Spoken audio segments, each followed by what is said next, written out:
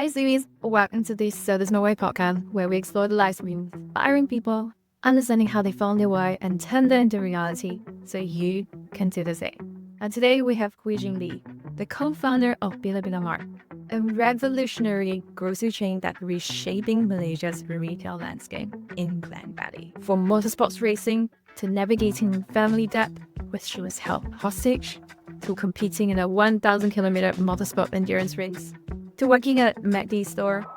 Risk is something that should be Hui Jing's middle name. In this interview, we dive deep into how she went from a very high-paying position at British American Tobacco to self-employment as an insurance agent, and how an event spurred her to launch her own grocery chain. Just before we begin, a special shout-out to Bila-Bila Mart for sponsoring this episode. Their support has allowed us to continue bringing inspiring stories just like Hui Jing's. Hui Jing, when was the last time you lied to yourself? I don't really remember. As we age, I think we just become more and more honest about our feelings. So I was just telling my husband, today is just not the day. Last time I would just lie to myself, I can do it. Now I will just tell him I need to go for sound bath or sound healing. I need to sleep in. So sometimes I will come in late to office because it's just not feeling it. Go for a lunchtime Pilates so that I get the endorphins in my body and just release out the negative energy and exchange to better energy, because we know that we are a very huge influence in the entire company. I imagine the process to get there must have been quite hard. It didn't feel like you were that person when you were young. You were very gung-ho. Yes, but it's like all, I think, a facade.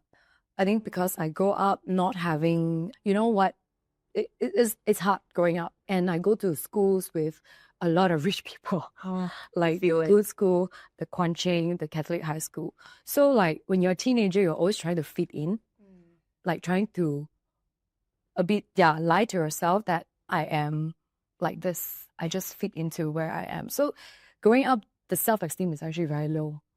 Yeah. So, but now, I mean, I'm able to face it and embrace my background because that makes me who I am.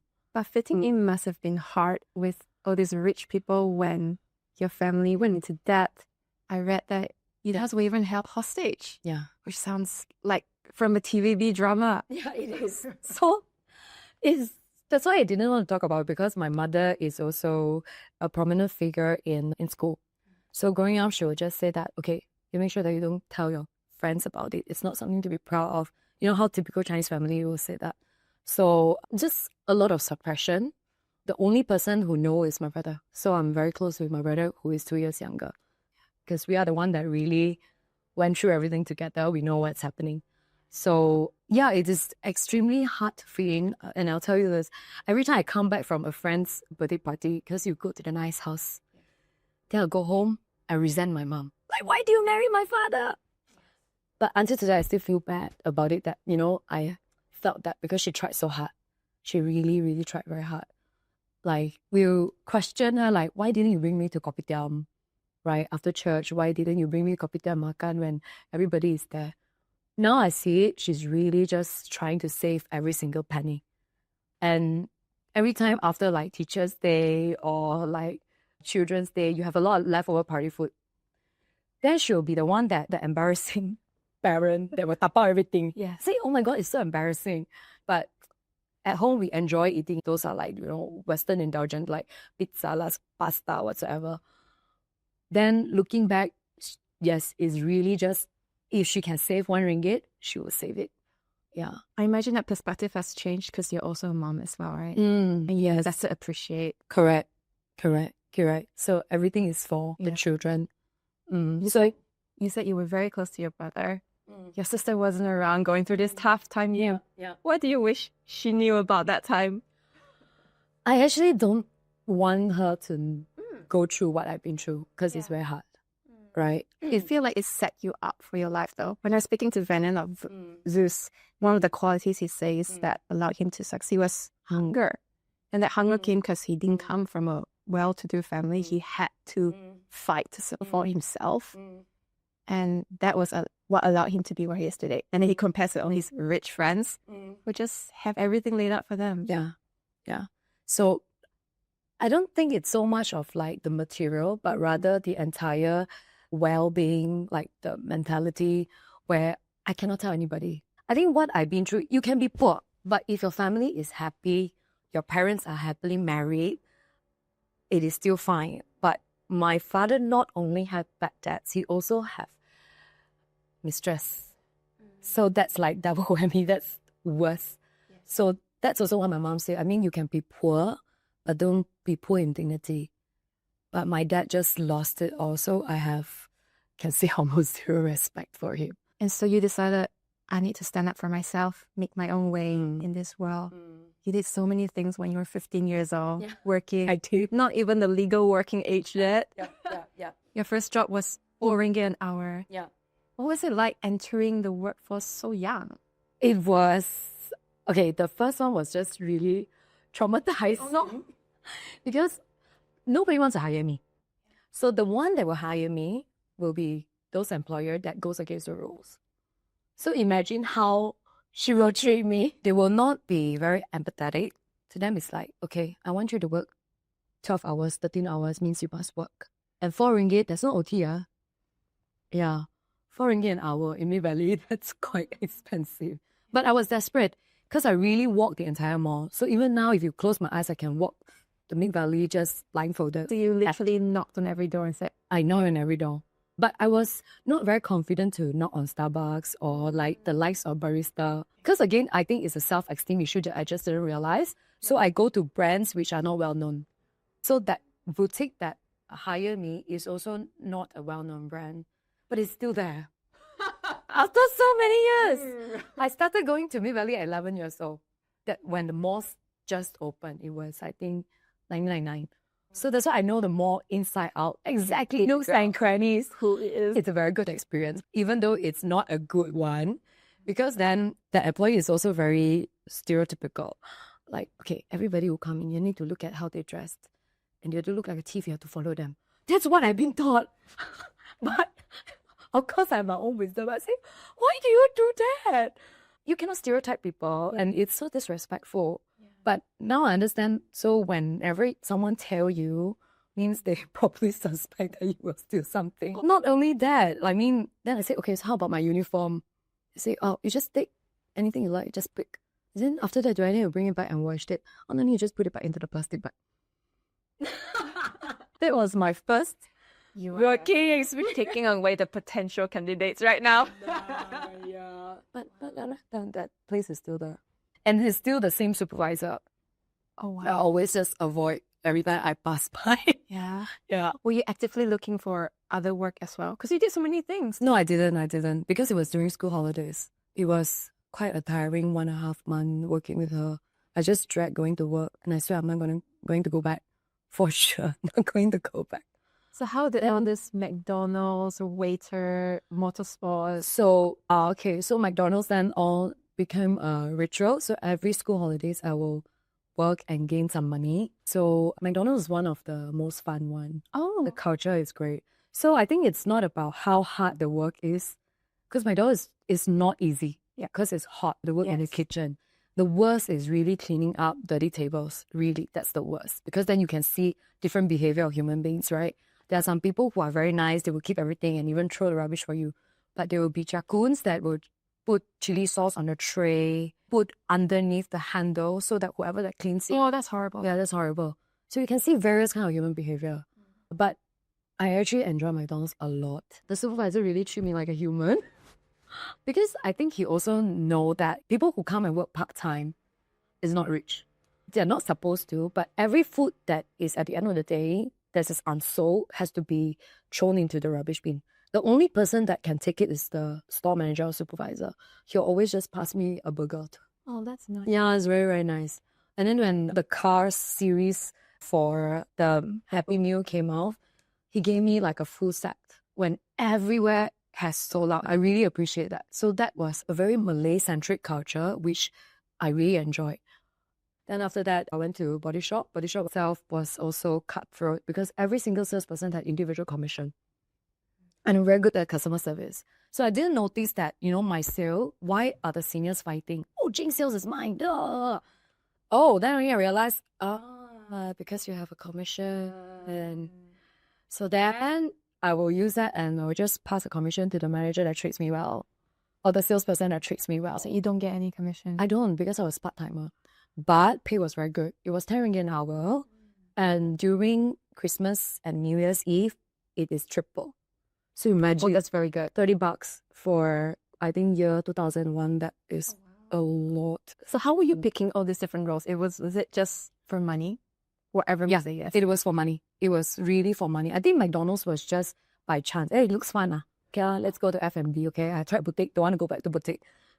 Let's try F&B. And then I was also not having the confidence to go to Starbucks. I don't know why.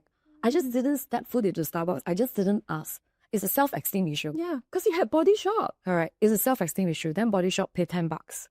Okay, fine. Just go to Body Shop. Yeah. And it was amazing. It's a different experience because from a dirty kitchen, you're now working in fragrances, and then people buy gifts, you learn how to wrap gifts, small little things like that. But ultimately, it's all the human behaviors that you picked up at the end of the day. I can see how you were honing your sales skills, which will help you later, Correct. BAT and everything else. Correct. What were some of the tricks you learned to make a good sale? I still haven't learned yet, honestly. I only learned the hard way when I was in BAT, because I've always been someone who, I can say like my mother really have no time to teach me, and my father is non-existent. So a lot of these things I learned by myself. So growing up, I've always been very blunt, very straightforward, and many times just being told off and politically unaware. So like go back to motorsports, that one I really want to touch is because I can see like how quota system actually works. So my time, yes, there is a driver search, right? It's all a marketing gimmick. They just want to get a bunch of girls because female make an interesting story. Female in motorsports, how rare is that? And when I entered, I was shortlisted, but the year after, I was being handpicked to be one of the finalists. But they already have their own list of people. I was being managed to be the substitute, and then I didn't proceed because it was a joint campaign with Brunei. So they need 4 drivers. Definitely they will choose 2 Bruneians. It goes without saying. And then there were 2 Chinese and then 1 Malay. So I wasn't the coolest one because the other person she is a female, she's a makeup artist, and she's also a workshop mechanic. Oh, So- good story. Good story to tell. So that makes me understand, okay, there's a reason behind everything. There's no fairness in this world. Yeah. Really. So I accepted that after a few years. I couldn't accept it on that point because if we are on the equal skill sets, why didn't you pick me? Because I'm a nobody. I have no story to tell. I was just a student.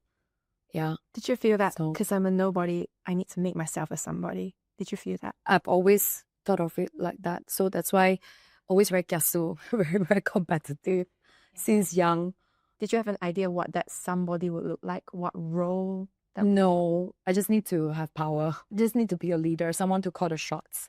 Yeah. But doing accountancy Mm, doesn't give you power. doesn't give me power. So what happened there? So halfway through, I changed major. Because the first semester itself, I know this is not for me already. I changed major. So I was accounting as the main major, and then I took marketing instead of finance. Yeah. Because I really didn't like it. I went to a finance class. I said, no, this is not for me. So I went to marketing. So it was a very weird degree. It was accounting and marketing. So you weren't worried and thinking, oh my gosh, maybe I'm the kind of person who just can't settle and figure out what I like. Some people have that fear of quitting anything, right? It doesn't seem like you suffer from that. I don't, because I would just, I hardly just give out halfway. So I would just praise it too, regardless. I just have to see the end of it. Yeah. So for BAT, I think how I got in was through last time I used to be very active in like universities, career fairs, and there was a competition. It was also because of the cash prize. So I thought, okay, this competition has cash prize, must join. So I joined, and then it was a very different business case study competition compared to the one that I also joined was under L'Oreal. L'Oreal was just business plan, business proposal, a lot to do with the thinking. But what I didn't expect from BAT was there's a day two. I thought it ends here. How come there's a day two? So it came by a surprise and say that, okay, now you have already have your business proposal. You propose, right? Now you have to make it come true. That came by a surprise. We didn't expect that. So it was about a rebranding of a snack brand, right? Whether you want to go for a rebranding or repositioning. So whatever business case that we did, we have to activate it inside my pyramid. So we were selling snacks, Oh my God. doing random campaigns as a student. So that was a surprise to all of us. But I think people of BAT going, you're making us do free work. No lah, it's not BAT sell cigarettes. Yeah, so they exactly. sell snacks. Yeah. Yeah. So it's a very interesting business Yeah. line competition. Why stick around with BAT? You said before it goes against your values. You don't even smoke. Money law.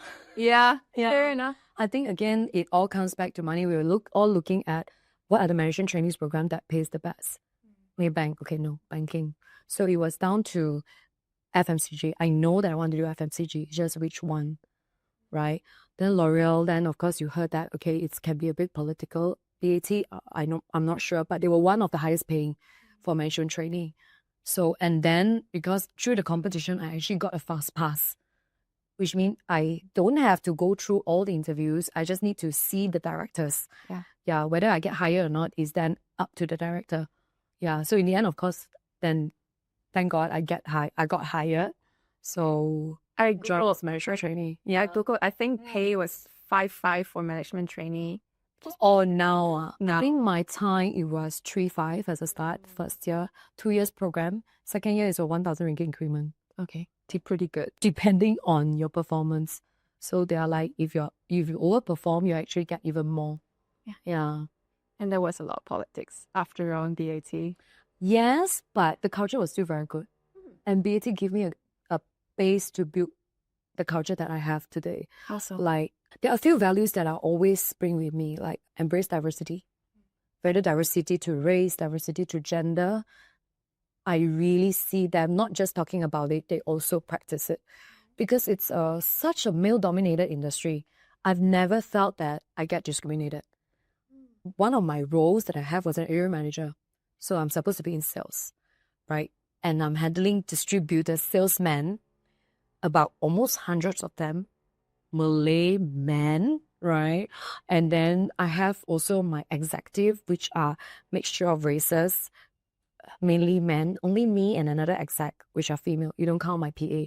And you don't count our secretary or admins. So there's total 5 female in the office out of a group of 100 of men. I never felt discriminated. They always appreciate my voice. Yeah, I just find that pretty amazing. I didn't know how shouted I was until I left BT.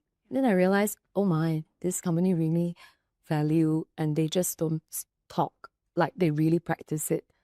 Yeah, embrace diversity, freedom to responsibility. They don't micromanage me.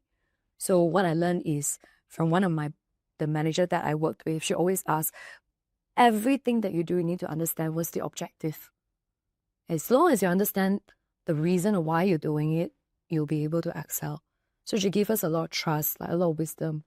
So a lot of my leadership style is also through her. Yeah, she's amazing. And she's a workaholic. Yeah. She sleeps in the office. Yeah. What were some of the examples of leadership that she's displayed that you can try to do as well? I think the first thing that was really how you analyze numbers. All of us grow up listening to stories, right? Kids like storybooks. As an adult, you like to go to the movies, right? If you look at number, you look at the Excel sheet, it's not just numbers. If you think of it as maths or numbers, it will scare you. Think of it as a storybook with a beginning and an end and how you craft a story. So that, for me, it's like, whoa, a very good takeaway. So numbers are not just numbers. They tell exactly what is happening in the marketplace, tell you exactly how consumer behavior is like, right? But other than that, she's really just a workaholic. And when I was in BAT, there was this one department that I didn't, in management training, I did it as a management trainee, I didn't really excel in. But she gave me a chance. She saw something in me. She said, just give Jing a chance. I think she'll be able to make it. again, because it goes back to me being politically unaware. Nobody teach me. I don't know how to go around. I was being very blunt, just being myself, but it is not acceptable in a corporate environment. So when I was an area manager or in sales, it's different because salespeople are just blunt. When you curse each other in front, then the next minute you just be like, oh bro, just go lunch and go smoke. They don't take it by heart. But I think in a HQ or corporate environment, it's a totally different thing. Yeah. You're dealing with more professional people. Yes. Where now I understand the political awareness is not asking you to sugarcoat, but just holding back certain words that you can say in a different settings. Yeah. No, not in front. It comes with a little bit of respect. So now me as a co-founder and a CEO of a company, I understand that, Yeah. right? Because now I can see it like all my employees, okay, these are not politically aware. You were just like me. Yeah, you're just like me. We were in the same club. But I mean, I'm more apologetic to them because I wanted to also know that this is a safe space to express yourself. Yeah. So I think with my manager, her name is Juju, by the way. Yeah. Why do you think Juju saw in you? I think we have similar backgrounds. She's also not, well-to-do, but she is a fighter. She fights for her rights. And she gave me this quote when I left BAT. For those who fight for it, life has a flavor the sheltered will never know. Wow. Wow. So, yeah, she's always like the one person that I look up to, really. Yeah. Was it hard to leave BAT and Juju as well? Juju, I think she was also at the brink of leaving that time. Yeah. Reason to stay on and Reason to stay on. But of course, there are also many good leaders. Yes. But she's the one that really shaped me to who I am today. Yeah. And that was something I didn't understand. So when I was first starting, I thought, just apply to the most prestigious company. That's the best thing. And I go in and go, doesn't matter how prestigious the company is. It's who you work for. Correct. It's who you work for. So she really saw something in me. Yeah, she sleeps in the office. She shower with the bidet. Oh no. Yeah, but she's very wise. She's very wise. Yeah, and very non-typical. Like you would think that. How would you think Juju looks like in your own, like tomboyish hair, like suit? Not even suit. She's not now. She's now she's a Malay lady who used to swear a lot, but now she's just in her tudung and everything. Yeah, that's her. So it's not that typical image that we would think that she is. But of course, there will be some other people that are like, oh, I don't like her leadership style. She's working us too hard. She has no limit. The latest that we worked with her was under 3 a.m. And we have to report back to work at 8 a.m. in the morning. But I think at the age of 25, it's fine. You don't need to sleep. Yeah, we runs on alcohol or just endorphin. Yeah. Yeah. It reminds me of my early days. Yeah. My first ever trial, 3rd month in. Last minute changed everything. Saturday, went home at 4 a.m., came back for his 9 a.m. work. And then Sunday, didn't go home until 6 a.m., showered, took a nap, was in court by 8. Oh my goodness. Then go home at 9. So that I will forever remember that. And I kind of knew, I don't think I can last here. Yeah. Right. But I didn't have time after work to do anything else. Yet you were already starting to sell insurance part-time. Oh, Did you find okay, so after my stints in HQ, so they always see me as like someone who can go out, right? And of course, they have the diversity agenda.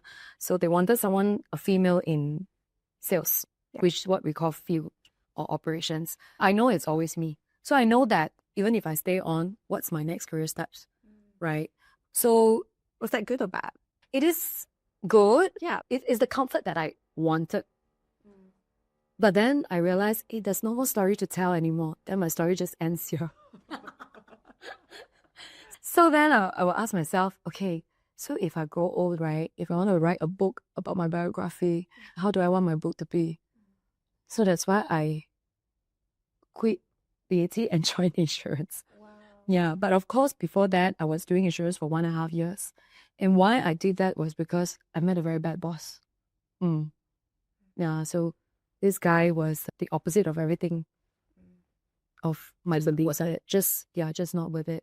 So because it was also field operations, works ends on time because there's no point working late. We start early, we end early. So I have a lot of spare time. Yeah. I was wondering, what do I do? Do I go to gym? And what do I do? Like, there's no self-development. Yeah. So then my friend who is an insurance agent invited me to the agency. I didn't realize there's actually a trap to ask me to be an insurance agent. My first class was about MLTA and MRTA. So like, wow, all these things nobody taught me before. Okay, where's the next class? I want to come again.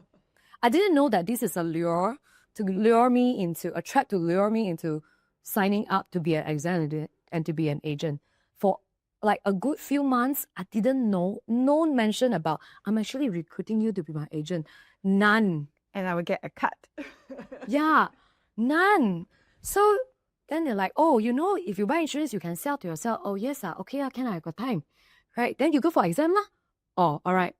Then I also buta when I didn't even do research. So sometimes it's a blessing in disguise to not know too much. Yeah. Yeah. Sometimes when we have too much data, we get into analysis paralysis. So with that, it was really by chance. I didn't like my day job manager. So when I see my night job manager, wow, this inspiring leader or insurance manager, wow, so motivated. Talk about our dreams, which I never think before, which I never thought of before. It was a very refreshing settings to be in. And then after doing it part-time, when I speak to my colleague, hey, you don't have insurance, hey, you don't know, you're not financially literate, because I'll fulfill one of it. This is something that none of our school course actually taught us. Yes. Right? Everybody will just think that, well, insurance, you are another MLM job. But it's not. It's just the foundation of personal finance. But of course, when I really got full-time into it, then I realized it's not easy at all. What did I sign up? Why did you go into it full-time when you could apply to another corporate job? Again, it was the reason, like, okay, my story just another corporate job. So my biography just ends like, Jing continued for another corporate job and, climb the career ladder. So it's a typical, not so interesting story. Throwing everything out of the window sounded like an adventure. I wanted an adventure because I was just thinking, okay, now I have no commitments. I don't have a family. Yes, I have a house back then, but it's still minimal. If I don't do it, if I don't risk it, I don't really see how's the world outside, when am I going to do it? If I go to another corporate job, I don't think I can find someone as good as BAT. Honestly speaking, the culture is great, right? Other than that bad manager, I love my colleagues. A lot of them are still friends. So I know that if I go to another corporate job, I will not get what I want. So like, go back to like my part-time job, I actually went and became a mixed FM road runners, right? At the back of my mind, I was thinking the reason of why I did that was because it's not something that I will do after I go into a full-time job. True enough, I won't go shouting around by the roadside, asking people to come and take free gifts from me. But that was a very good experience as well. So same goes when I quit BAT and going to insurance. I know that, okay, I'm just going to risk it now. If it didn't work out, I can always still go back, right? Because I have what can be worse?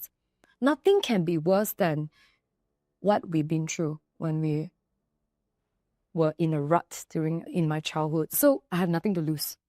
So having nothing to lose, I think is the best position because you can really do everything. Depends on how you see it. Like a lot of people will see in a more negative lens, oh, I got nothing. But actually when you have nothing, you can go all out. Did you have almost a deadline? Oh, I'm going to go into insurance, maybe just for 2 years. No, I didn't. A lot of my decisions were not planned. Yeah. So because I didn't want to get into analysis paralysis and I'm always not a planner. Even like Bila-Bila it was unplanned. Yeah. It was also accidental. So yeah, then went to insurance and it was tough because I'm always very blunt. When you sell, no, I still haven't got the skills of selling. When you sell a plan, you still need to be very interesting, tell people, but somehow female customers just don't trust me. Maybe I have an RBF or I'm just Too young. Too young. Yes, too young is also one of the reasons. So they just didn't trust me.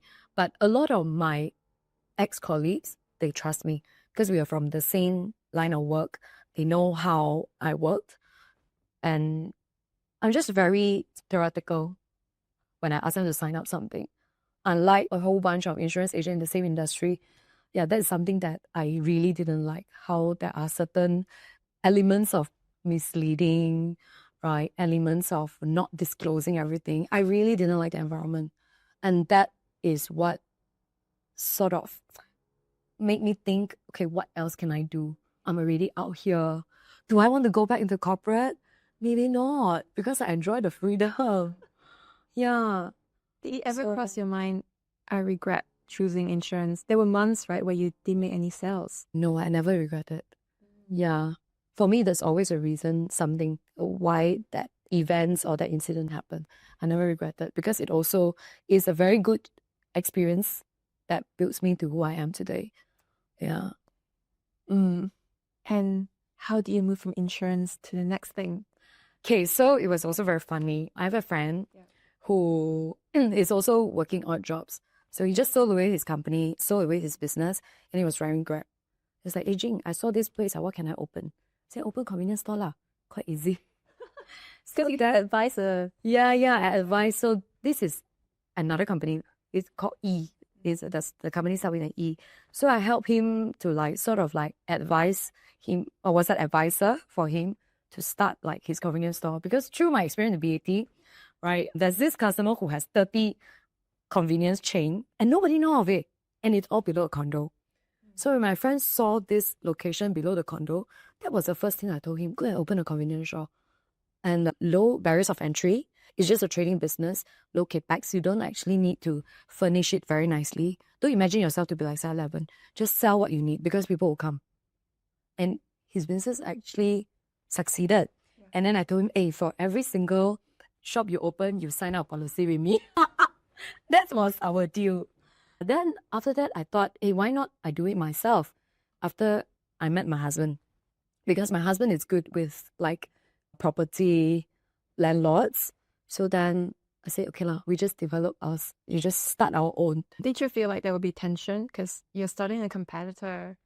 Yes. So, okay, until today, for some reason, we're not talking, but there's nothing between us. Really? Yeah, there's no rivalry because it's just very different routes that we're going.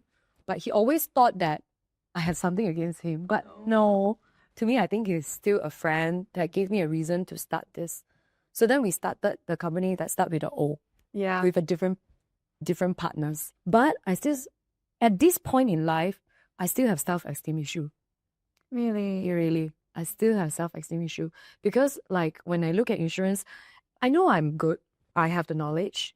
I'm also very, very hardworking. But why am I not on the stage?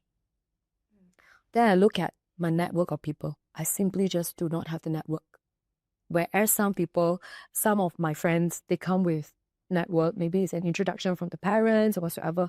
So I still suffered with self-esteem. Even at that point in my life. Yeah, so then I didn't ask for a share. It was quite stupid of me. So we set up the company back in 2018, 2019. And then I was told Jing, you talk too much as a female. Can you just shut up? That is when the famous, ask your husband to feed you. He can do it. That happens at a bar. I almost want to get into a bar fight. I want to fun toy. Yeah.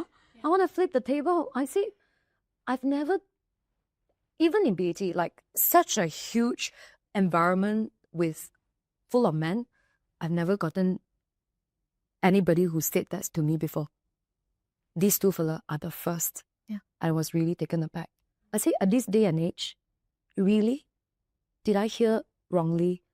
They really did say that to me. How did you respond? So, I say, You didn't flip the table. I didn't flip the table. I didn't flip the table. I should have done it. I said, Yeah. How dare you? how dare you? Right, we built this. Where were the two of you when we were running the business? And I remember there was this one bread supplier that didn't deliver. I had to go to a bakery, buy their bread, and I didn't have sleep for the past 24 hours. Yeah, but never mind. I mean, Bila-Bila is where it is today because of The fire. the fire. Yeah, the fire from that moment. Then So that's you when- went back to Justin and you said, this is what happened. Let's start our own thing. Oh, actually, Jit came Oh. in the story. So he went to Justin. why didn't you include me in your business? Oh, FOMO. It's like, okay, we're just going to start our own. We registered a company in December 2019. And it looked like a perfect division in terms of roles as well. From GK Yeah. investment banking, Yes. Justin has all the Yes. property network. Yeah. Yeah. Almost like it was meant to be. Yeah, correct. So then I realized partnership is really important. I really didn't have so much expectation whether this will work out because the old didn't work out, right? But I think what is really able to grow today is because we have very good segregation of roles and tasks, right? They don't like what I'm doing. I don't like what they're doing either. So that's why we are able to grow so Was quickly. the segregation of roles clear from the start? It wasn't? Yeah. So at first, I was still running insurance. I was still an insurance agent. I didn't expect to be doing this full time because I still need an income. Ultimately, this is still a startup. Then we hired a GM, right? Then it didn't work out. And we realized that you cannot hire someone and help you to become a millionaire. You need to be hands-on. And that is when automatically I'm the one who has to step in because I can. So the good thing about insurance is of the recurring income. Yeah. And the recurring income is the key thing where insurance agents go around and recruit other people. When I started Bila-Bila, only I really truly understand, wow, this recurring income is such a blessing. I worked so hard for the first 2 to 3 years. Now I'm enjoying it. So when Bila-Bila started, for the first 2 years, I didn't take any income. It was just very minimal, about 1,500 ringgit. But it was okay because a lot of my income is still from insurance.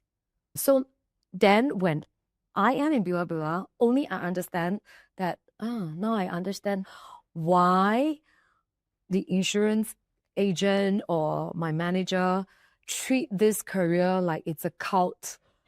Serious. Yeah. Because you can literally not work and you still get a 5-figure. Yeah, it's the oldest form Yes. of passive income. Yes. It's I mean, again, blessing in disguise. I didn't like it, but because I worked so hard, I became a manager, an agency manager in a short period of 2 years. And that is when I get a 5-figure income. Wow. And I can have the comfort to do what I want with Bila-Bila. That explains why your LinkedIn still says you're under insurance. Yeah, I am. I'm still an active agent. I was surprised. Yeah. Oh, really? And still actively holding my license because I felt that I still have the responsibility for the customers that trusted me. And until today, I really appreciate all of them for helping me to start this entrepreneurship journey.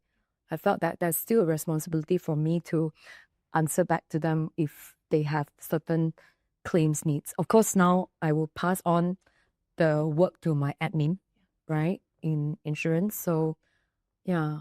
So Even though you had the passive income, weren't you scared to go into Bila-Bila Mart? You seen your family fail in their business and how bad it can get. So the blessing is because I have 2 other partners.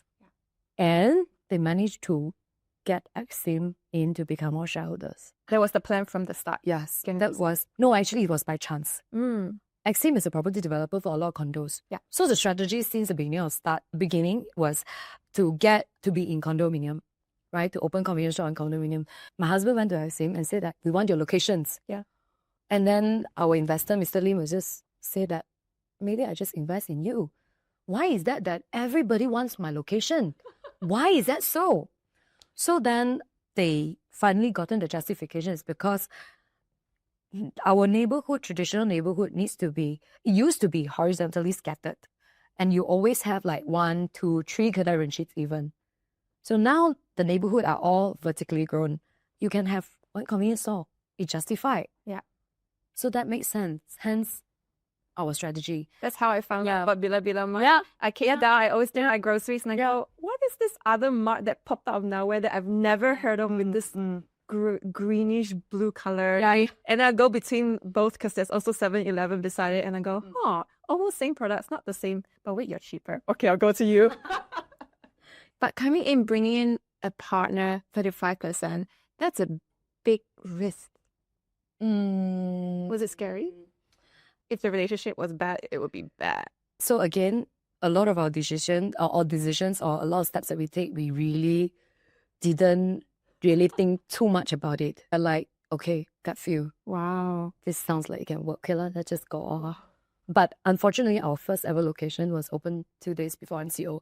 And it's in a mall. It was way out of our strategy. Monkera. It was Montclair. That was bad. 2 days before MCO, we became an inconvenience store. Because why we opened at the location is because there were like office traffic. But during MCO, there was zero traffic. So then we have to sort of like bring the business online. And then Dettol saved you. Yeah, that all sort of saved us. Oh, did they Yeah. save you? How I mean, this I really have to thank my early on customers that trusted us by buying from us via direct messaging. So it was like me posting about this, racks full of Dettol, and then my first customer like, can you deliver to me? And remember, she stayed in Setiawangsa. This was my first ever customer. And then after that, she proceeded asking, do you sell any other things? Then I remember the basket was with Munchies biscuits, some other random food that we have. Or Yeah. So there's some other random food that I say, hey, this could work. So then the next customer who asks us for Dettol, I also will ask them, do you need anything else? We have like food, even secrets. Right? Yeah. So then the rest became, the first batch of customers that trusted us through online, these are the people that really give us the confidence to build what we have today. Like Malaysians just have so much trust. What if I just evaporate and I don't deliver? Because every single transaction they will pay in advance, including delivery fee. Some were fulfilled via Lala Move, some were via Grab, some was via postage. But there's so much trust and confidence. So now I know why scam calls can happen so easily.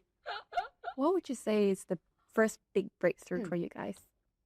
For us, Bila-Bila, was, I think, the first big breakthrough was when we finally realized, when we built the Kedai Runcit Modern hashtag, right? Because when we first started, I was still very hesitant. Oh, do I want to sell fresh? Do I want to sell grocery? It's not something that I envisioned it to be, because I want to be like a hot food place we sell Malaysian food.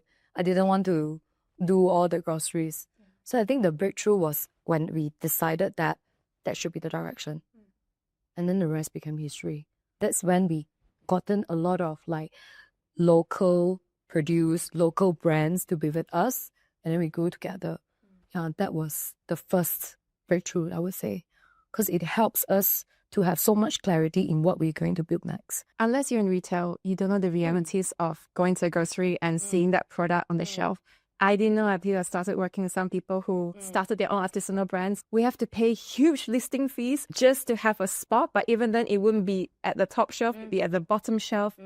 What is the reality that most of us consumers don't see? What's the process to get my stuff in? Okay, this has been my recent business predicament. I mean, when we look into really net profits, right, then we realize, oh, there are actually tons of product that we sell that doesn't generate us income. Yeah, and most people running your thing, they make money off the listing. Yes. Yeah. So when we look at how much we earn by, that's not the real income. Yeah. The real income actually come from the back margins. So I think that is something that a lot of customers don't see. But of course, there are certain items with higher margins, but it's not as easy as it looks. Because when we first started, our pricing is just, okay, we want to be competitive. Then recently we realized, oh, we cannot continue to do this anymore. It's either we have to increase our price or make our suppliers pay for it. But I still waive off listing fee from the small suppliers because it's hard. I know it's difficult. Along the way, in the past 4 years, we've seen so many Malaysian brands came and didn't persist for whatever reasons. And normally it is small artisanal brands. They get bad paymasters and they can't afford.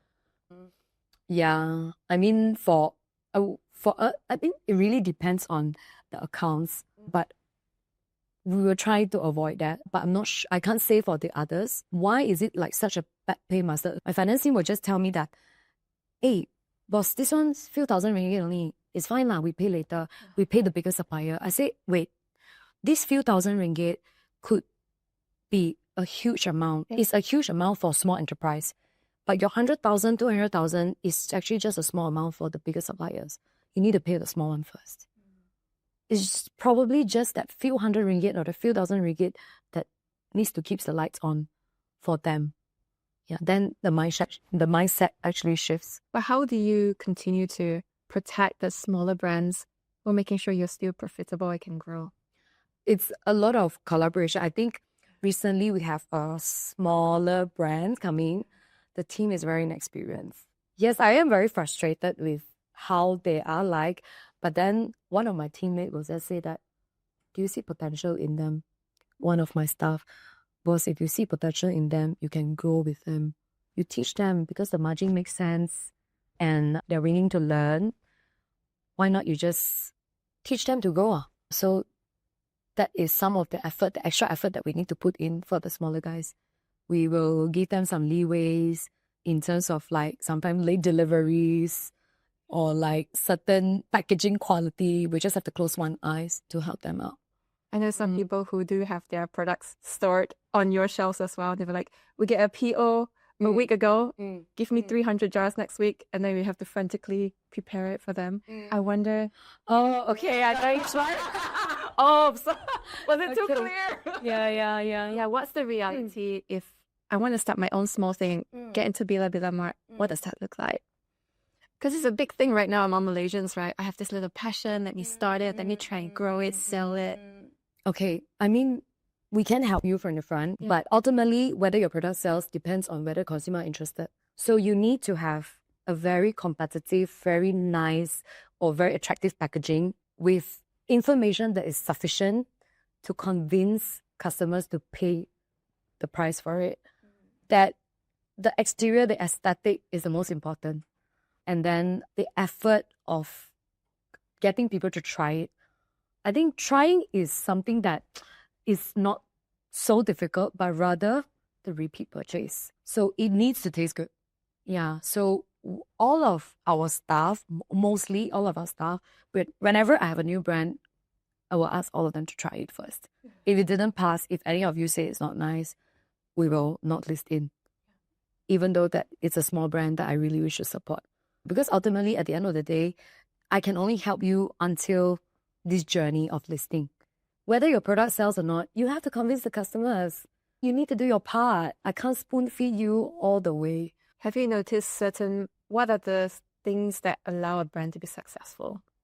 Other than the packaging, it really has to have quality. The quality need to be consistent. Are there particular, brand names that you want to shout out? You don't have to. Again, I said this brand many times, actually, Wow Kombucha. I mean, with this brand, because it's one of the early starters with us, it was a one-man show.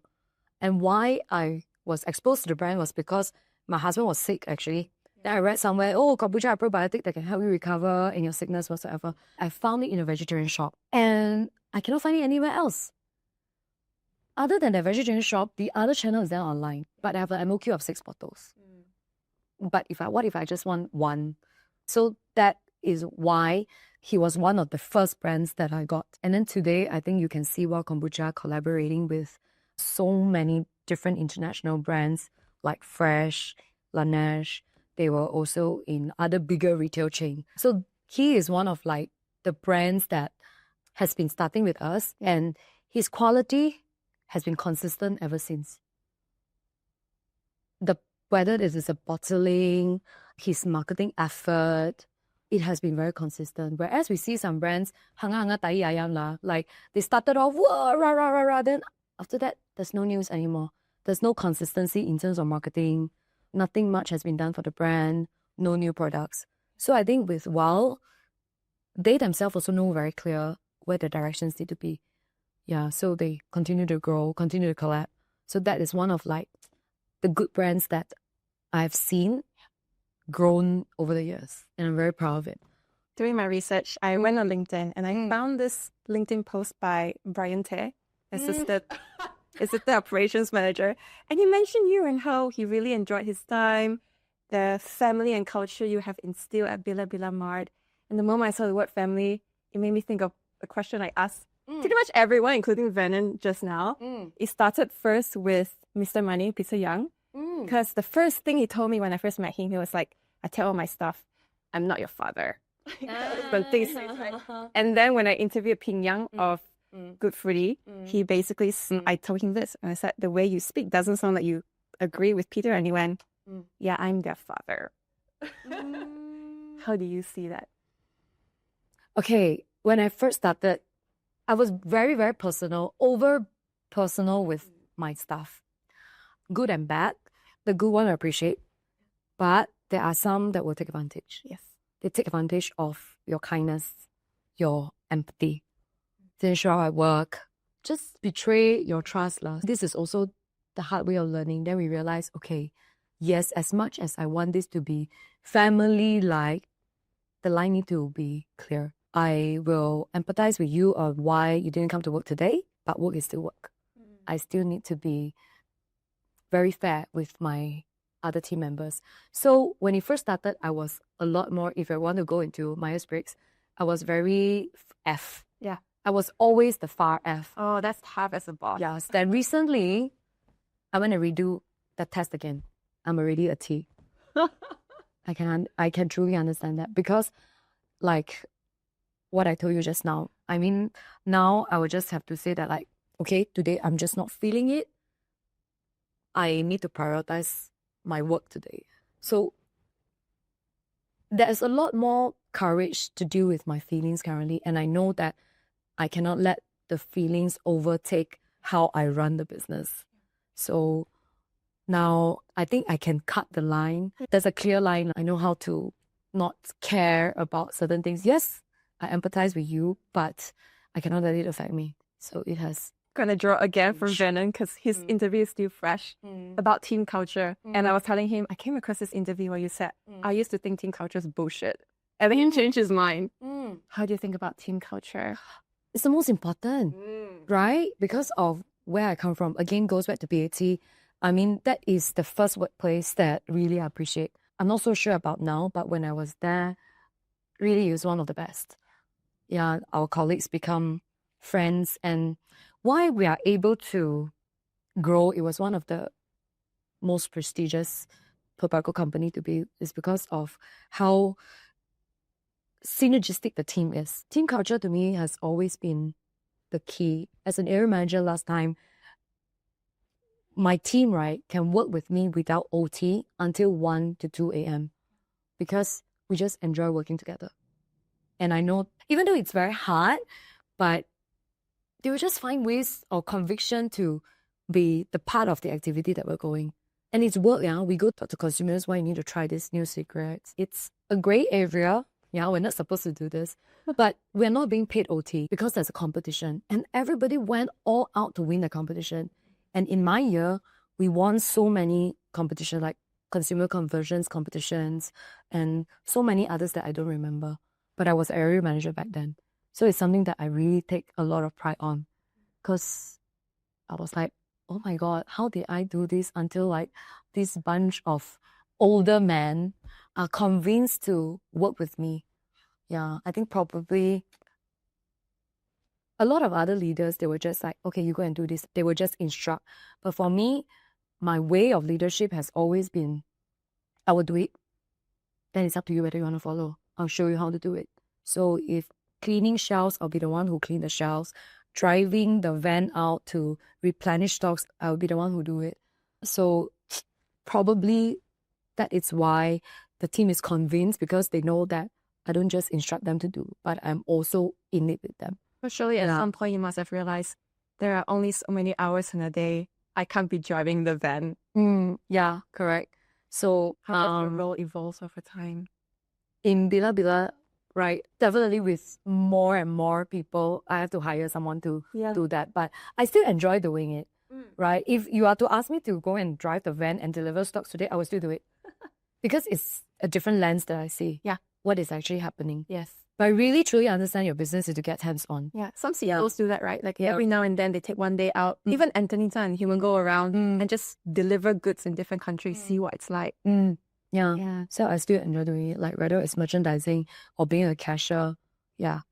One of the most interesting things about you is that, and Bila-Bila Mart, is that you have a big team, but they're very young, mostly female, and they must create a very interesting position for you as a leader. What is it like to lead this team? Oh, A new Juju now. yeah, I'm new Juju now. So very interesting because these are the Gen Zs. Yeah. So I'm actually learning a lot from them. Yeah. Like how creative they are, how resourceful they are, and how they use technology to ease their work. Then I realized a lot of them use ChatGPT Oh, yeah. at their work. They're all coming out. Yeah, But I mean, so, if you're smart about how to use it. yeah, it helps. Like you can just paraphrase it, but I mean, it's not a bad thing. No. You're just saving time. Yeah. And if you don't do it, someone else will. You'll be left behind. Correct. It's a very different way of Yeah. working or leadership to inspire these people. What were some of the things where your team went, you should do this, and you thought, I feel I'm too old to do this? TikTok videos. Oh. Ask me to do a dance. I'm like, can I just hide behind? Don't include me. I was asked to do it like, oh, boss, you're doing it alone. No way. I'm not going to do this, please. This is something that I still cannot, like, TikTok dancers. Yeah. Not something that I will do. You can do it. So demure. So demure, very mindful, very demure. That's more acceptable, right? I'm still very, I will be very aware of what is happening. I'll scroll, Yeah. doom scroll TikTok or Instagram, but no way. No. No, I cannot. Dancers, TikTok dance. No, something that, yeah, I will do it if I needed to, but please, not the light. No. That one will escape everything. Yeah, so also a funny story. Because of this Gen Z, our team building was in like this escape park. Oh, wow. Yeah. Then I forgot that I have already delivered 2 kids and I'm no longer active like how I used to. It was bad breaking for me. Yeah. So like, okay, we're not that old, but you know, we're no longer 25. Yeah, so these are the things which I think getting out of our comfort zone to get ourselves into it it's also a learning stage. Every day we're learning. And then there's also the harder side as well, because it's fun to figure out how to work together, but then you meet the more traditional older people. I imagine they will look at your team and go, who are you? You're female, you're young, you don't know anything. Do you face that kind of discrimination? If I'm around, no. But if they're just by themselves, they'll come back to me and say they're like, oh, some people ask them, oh, what are you? Which level are you? Oh, some of them get asked this question, like, oh, why is this actually relevant? There are still very chauvinistic men that will question my team's capability based on, by looking at their outlook, thinking that you are young, you are female, you don't know much. Unfortunately, there are still some people who are like that. What's your advice for them? Social. Just be yourself. I mean, it will get easier. It will really get easier when you grow older. Don't try too hard to prove because it will not work. Be confident that you are not what they label you as. Yeah. Do you feel more confident now? Definitely. Yeah. Yeah, definitely. Where was that turning point? Honestly, I think the turning point was when my father passed away. So it's just like, wow, a sigh of relief. Because during the tail end of his life, he's still owing money.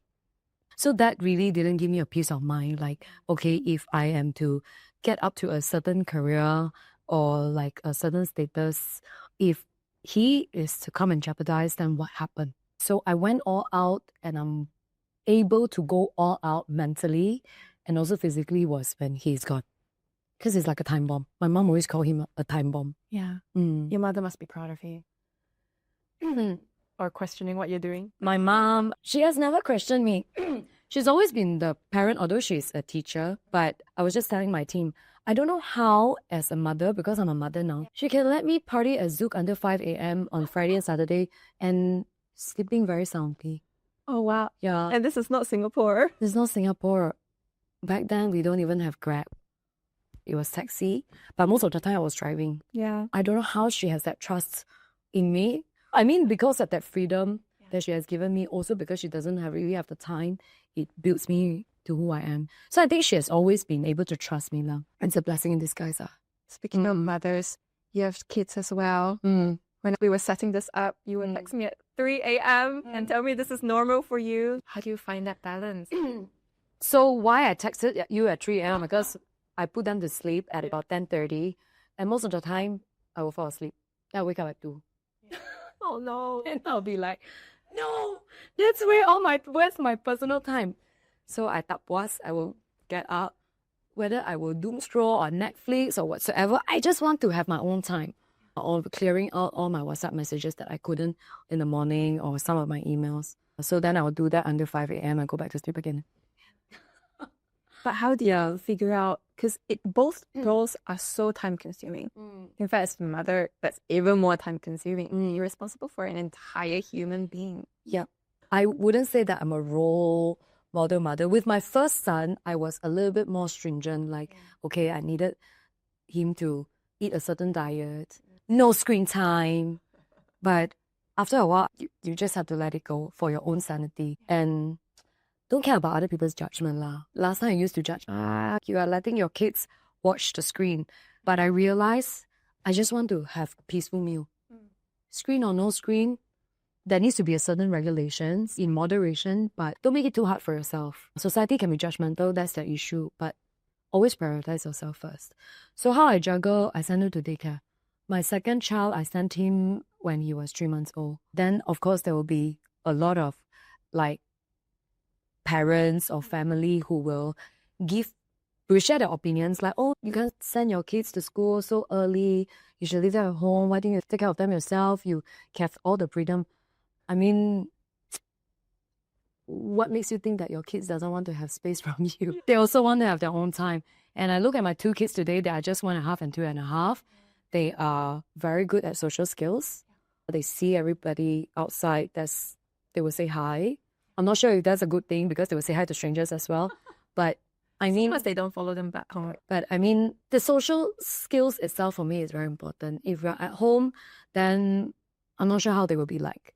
But again, I need to have my own career. They also have their own space. They can be with their own friends. So don't get bothered by society judgment. But over the weekends, my time is 100% for them.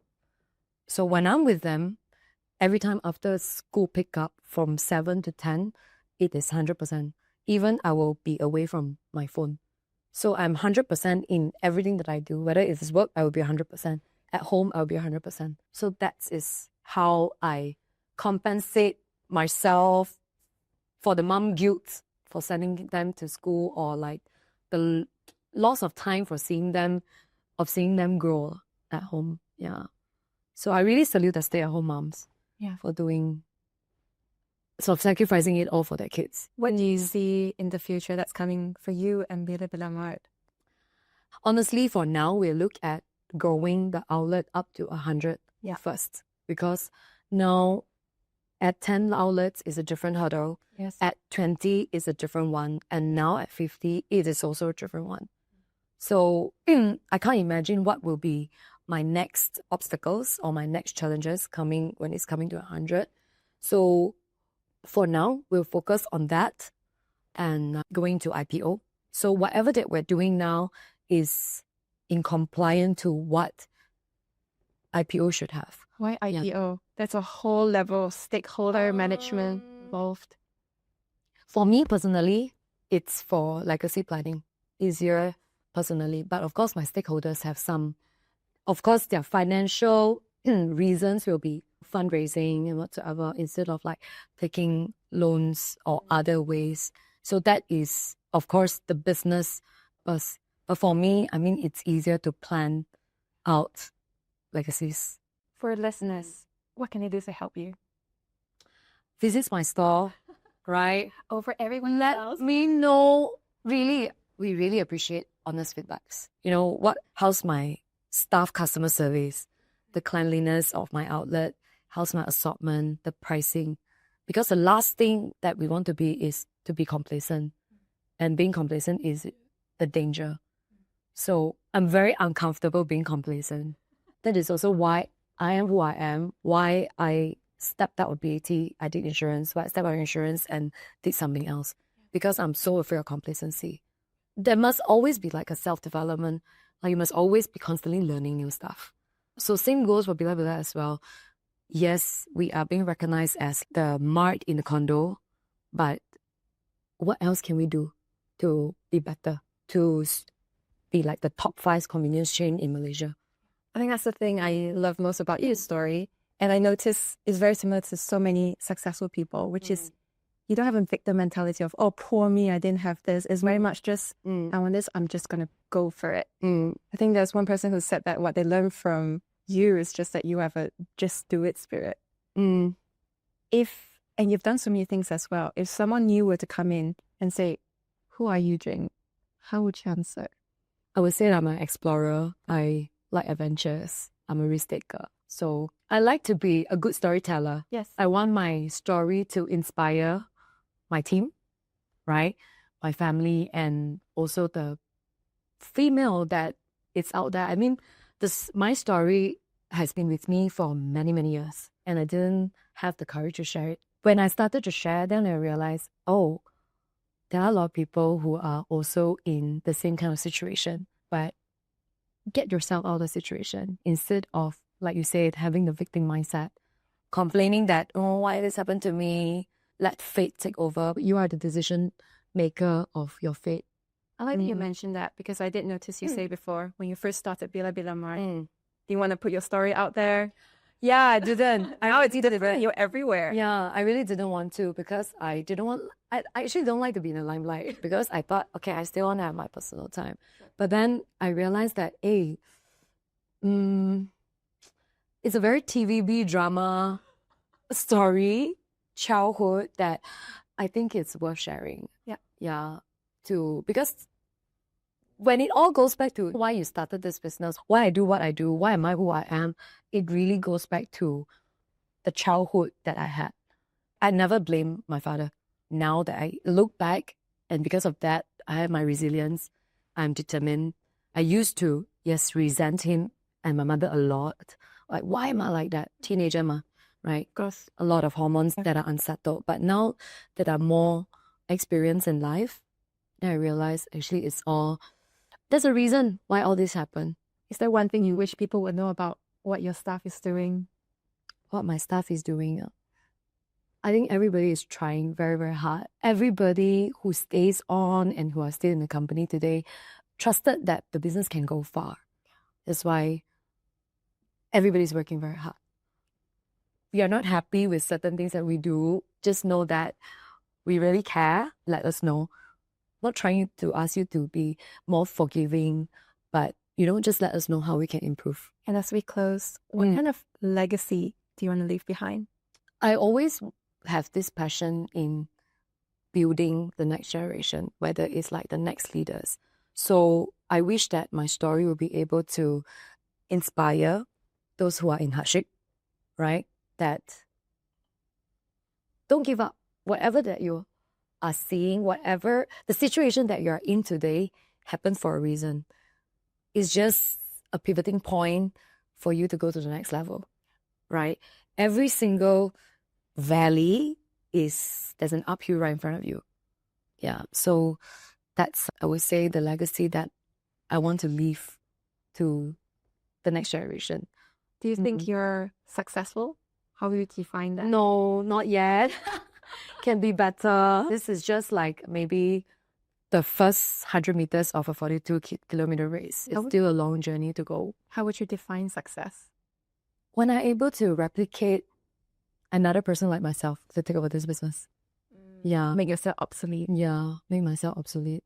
Yeah, I shouldn't be indispensable. There should be someone who is good enough to take over and bring Bila-Bila to the next level. So what do you think are the most important qualities of a successful person? As much as a lot of business people don't agree with this, you need to have empathy. Whether you show it via work or not, you need to understand the reason why certain people are doing what they're doing. I think when it comes to business, there are a lot of cutthroat businessmen. I mean, you can only go so far. Ultimately, it's your people that can bring you to the next level.